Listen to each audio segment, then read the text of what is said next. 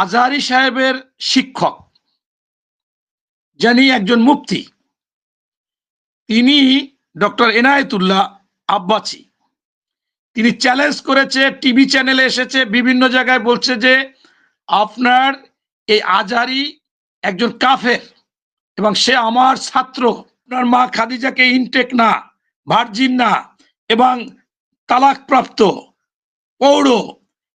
হযরত মুহাম্মদ সাল্লাল্লাহু আলাইহি সাল্লামকে বলছে কাউবয়। এই কথা এরকম বলা যায় না। এই কথাটুকু উনি বলেছে। অথচ জামাতের আমির যেটা আজহারী বলেছিল, উনিও বলেছে, সেক্রেটারি জেনারেল বলেছে, অ্যাসিস্ট্যান্ট সেক্রেটারি জেনারেল বলেছে যে একদল খাইছে আর একদল খাইবে। এই কথাটা যেভাবেই বলুক, এইটা স্পষ্ট বাংলাদেশের নতুবা নিয়ে তর্ক হবে কেন? এই কথাটা কি উস্কানিমূলক কথা না? অবশ্যই উস্কানিমূলক। আমাকে দিয়েছেন আগে, পরে তো আসলে আর কথা বলা যাবে না। ইঞ্জিনিয়ার নজরুল ইসলাম খুব সুন্দর করে একটা দ্বন্দ্ব বাজিয়ে দিলেন, কারণ আমার এখন তো কথা বলতেই হয়।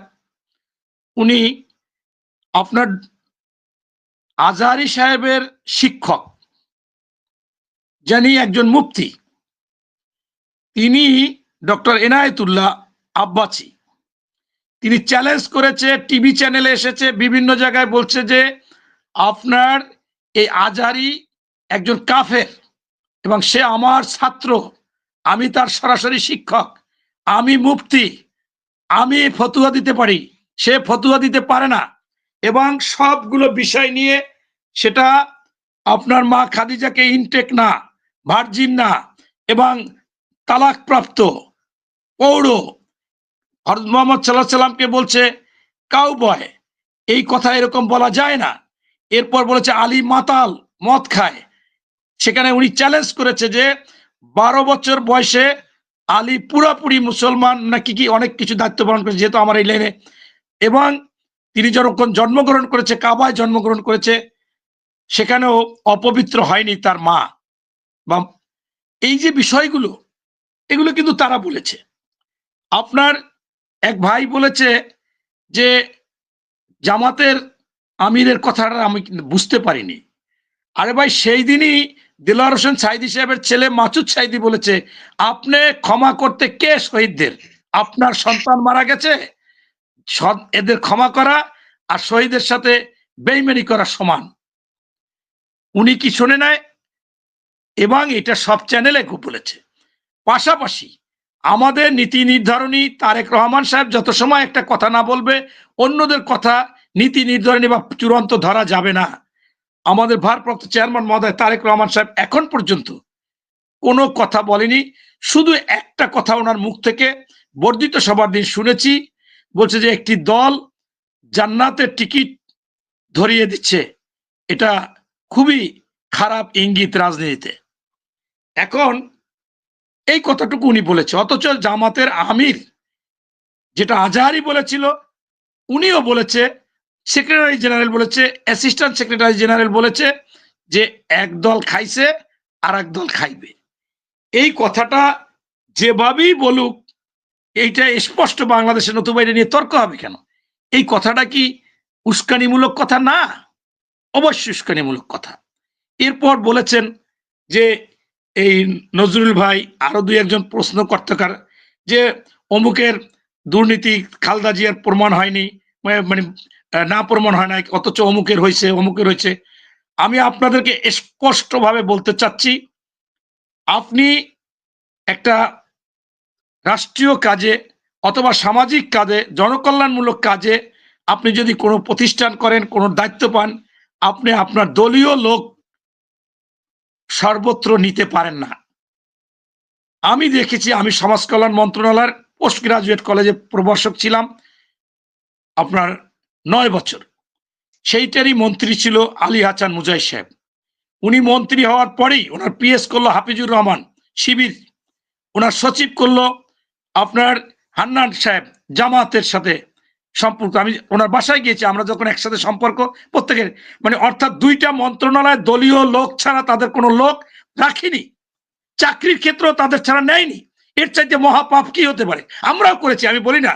আপনি যে ঢালাই ভাবে বলতে, আমি এখন তর্কের খাতিলে আমার বলতে হয়।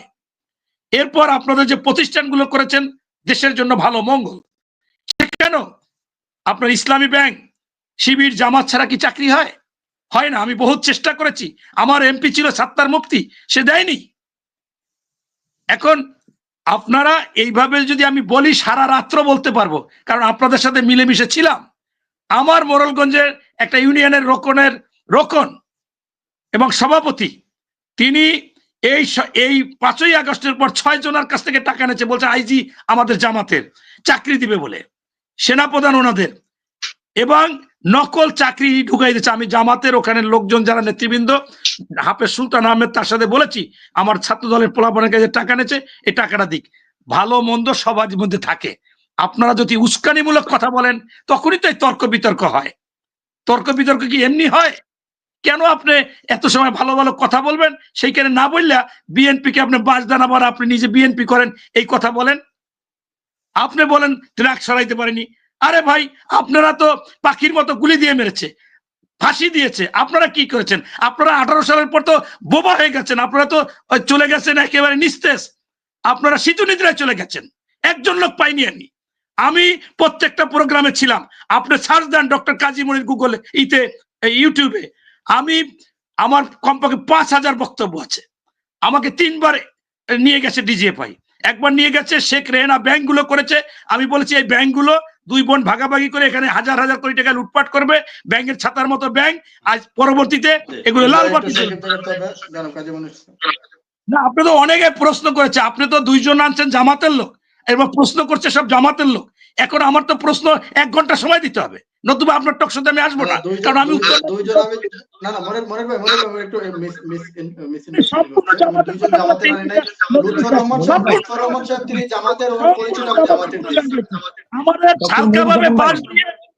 সম্পূর্ণ জামাতের কথা বলবো।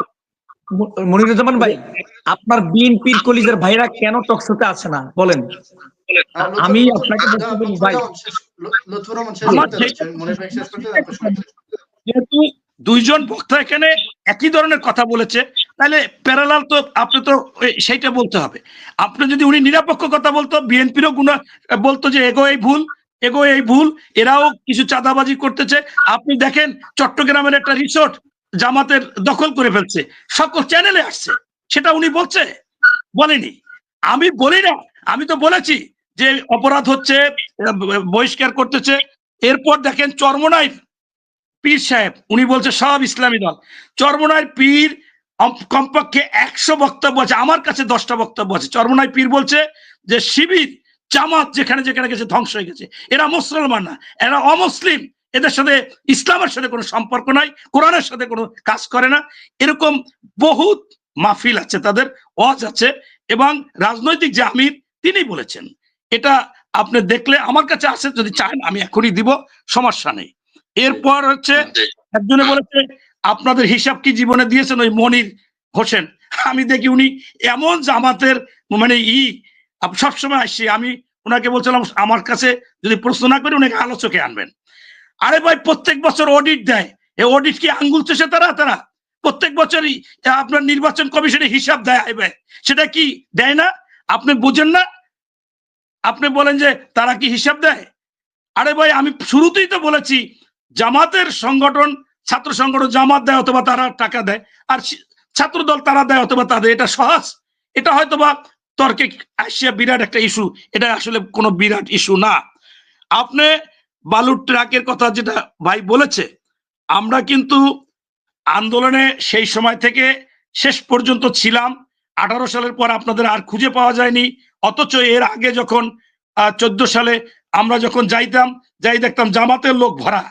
এরপরে কিন্তু জামাতের লোক ভরা হয় নাই, যার কারণে পরবর্তীতে বিএনপি মনে করেছে যে ওনারা থেমে গেছে এবং ওনাদের অন্য নাম হয়েছে। এবং আমি এটা লিখছিলাম, একজনের উত্তর বলছে যে আপনাদের নিবন্ধন বাতিল করেছে, আপনাদের মার্কা বাতিল করেছে, আপনারা কি করেছেন? এই একজনারে খোঁচাবেন আর আপনারটা খুঁজবে না। এবং আমি আরো বলতে চাচ্ছি যে এই শিবির চট্টগ্রাম কলেজে, সেখানে ছাত্রদলকে পেপারে হেডলাইন হয়েছে যে সেখানে মারামারি করে ছাত্রদলকে বাইর করে দিচ্ছে, ঢুকতে দিচ্ছিল না। এই যে এমসি কলেজ না, সেদিন একটা কলেজে, সেরকম আমার মূল শেষ কথা হচ্ছে এরকম যে আপনার যদি গোড়া ঠিক না থাকে আগা থেকে ঠিক করে লাভ নাই। আপনাদের জামাতের দায়িত্বশীল নেতারা এই উস্কানিমূলক কথা প্রথম বলেছে এবং অন্যরাও বলার কারণে আজকে এই তর্ক বিতর্ক বাড়তেছে এবং এখানেও অন্যভাবে আপনার সেটা আমি আলোচনাটাকে অন্য ধরনের মনে করেছিলাম হবে, কিন্তু সেখানে একেবারে যে কথাগুলো বলেছে সবগুলো আপত্তিকর কথা হয় যে আপনি এটা করতে পারেন না, এটা করছেন ওইটা করছেন। আরে ভাই, এইটা তো আওয়ামী লীগও বলতো, বিএনপি হরতাল করতে পারছে না, রাস্তায় দাঁড়িয়ে সেই ভাষায় আপনি কথা বলবেন? আবার আপনারাই বলেন যে বিএনপি ছাত্রদল আওয়ামী ফ্যাসিস্টের কথাই বলে। তাহলে কোন ভাষায় কেটা বলে সেটা আমরা, আর পেপারের হেডলাইন যেটা যে ভারতের সাথে আমাদের শত্রুতা না, তাদের সাথে মিত্রতা করে রাজনীতি করতে চাই, ওয়েলকাম জানাইলো অমিত শাহ, সেটাও পেপারে আসলো। সেইটা আপনারা বলবেন না, আপনারা শুধু একটা কথা বলবেন। আমি আবারও বলি, আমি এমন একজন ব্যক্তি বা এমন একজন রাজনীতিবিদ, আমি সবসময় নিজের আত্মসমালোচনায় বিশ্বাসী। আমি বলেছি বিএনপি সর্ববৃহৎ দল, তাদের অনেক এই বদনাম হয়েছে, সেজন্য অ্যাকশন হচ্ছে এবং আশা রাখি সেটাকে নিয়ে আসা হবে। কিন্তু অন্যরাও যে ধোয়া তুলসী পাতা, সেটা ঠিক না। আর বক্তব্য দিতে প্রেস কনফারেন্স করলে অনেক কথা ভুল ত্রুটি হবে, সেটা নিয়ে আলোচনা হবে, কিন্তু কিছু কিছু কথা হচ্ছে গুরুত্বহীন। এই ছাত্র শিবির টাকা পায় কই, ছাত্রদল টাকা পায় কই, এইটা একেবারে অমূলক একটা বিষয়। তাই আমি মনে করি শেষে যে হিজবুত তাহরীর কেন মাথা যারা দিয়ে উঠেছে, আমার বা আপনার এই ভুল এবং বিভিন্ন কাদা ছড়াছড়ি উস্কানিমূলক কথা বলার জন্য, আমাদের ভাঙ্গনের জন্য।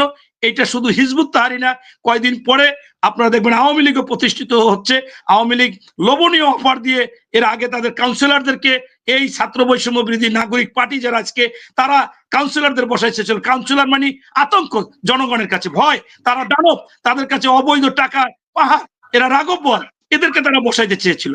এবং আজকেও সুপরিকল্পিতভাবে সারা বাংলাদেশে 4578টা চেয়ারম্যান যারা আগে ছিল তারাও দানব ছিল। সেখানে যদি তারা কিছু নির্বাচিত হয়ে আসে, সেখানেও কিন্তু এই আওয়ামী লীগের একটা সমস্যা হয়ে যায়। এই জন্য জাতীয় নির্বাচন হলে, নীতি নির্ধারণী ফোরাম নির্ধারণ হয়ে গেলে, বাংলাদেশের শাসন সব নির্ধারণ হয়ে গেলে এরা এই সুযোগগুলো পাবে না।